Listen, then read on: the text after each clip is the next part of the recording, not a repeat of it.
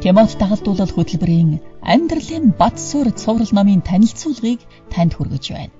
Өнөөдөр үр нөлөөтэй дагалдуулах 3 дахь зарчим болох нөхөн үржихгүй ба үржилтийн талаар ярилцах болно.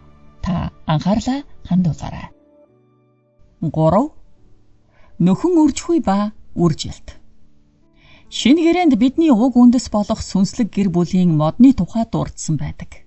Бид хамгийн анхны дагалдагчдын сүнслэг үр удам юм. Есүс 12 дагалдагчтай байсан. Тэдэнд мөнхийн эзний эрх мэдэл дор хэрхэн амьдрах зарчмуудыг зааж өгсөн билээ. Есүс тэнгэрт өргөгдснийхээ дараа тэрээр итгэгч хүн бүрийн дотор оршин байх хийгээд чуулганы даяар өсөлтийг бий болгох ариун сүнсийг илгээсэн юм. Чухамдаа Бурхан таныг үсрэнгүй өсөлтийг бий болгох салаа мөчөр болгох хүсэлтэй. Хэрвээ та 2 жилийн дотор 2 шинэ итгэгчийг дагалдуулан сургаж, үүнийгээ 20 жилийн турш үргэлжлүүлэх аваас дагалдагчид таньж мөн адил. Энэ хугацаанд нийтдээ 1000 гаруй сүнслэг үр удамтай болно гэсэн үг.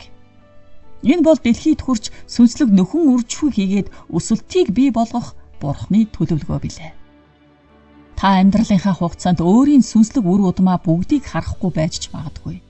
Гэсэн ч та өөрийн анхны дагалдагчид, магадгүй тэдний ч дагалдагчидтай нөхөрлөх баяр хөөргийг амснаа.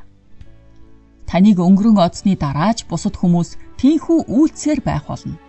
Таны дагалдуулсан хүмүүсийн зарим нь тийм амжилттай биш байсан ч бусд нь бүрч илүү байж хэдэн 10,000 тоологдох итгэлийн гэр бүлэгч бүрдүүлэх болно. Ийм л байдлаар дагалдагч бэлтгэх нь дэлхийг үнэхээр өөрчилж чадна.